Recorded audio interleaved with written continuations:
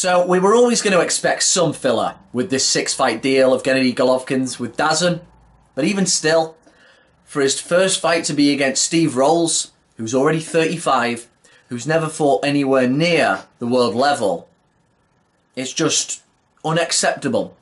This can't really be classed as a stay busy fight or a keep sharp fight, not when the gulf in class is so great.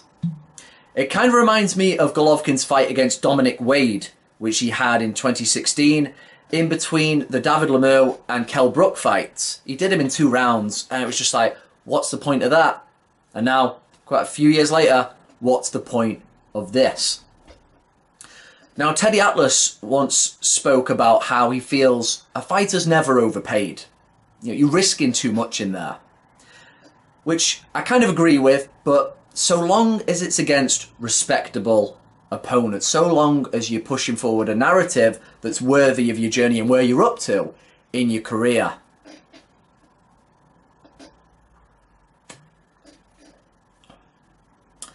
And it got me thinking about Tyson Fury's deal with ESPN.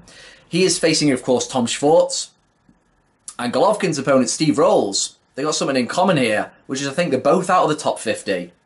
And that is too much. You shouldn't be getting paid this ludicrous amount when we're talking tens of millions and you're beating somebody who is just well below your level. Not when you only fight a few times a year. It's different if you're a Roger Federer and you're just having a charity match against somebody. Tennis players, for example, can play many times a year. Boxers fight 2 or 3 times if they're lucky, if they're proper world champs.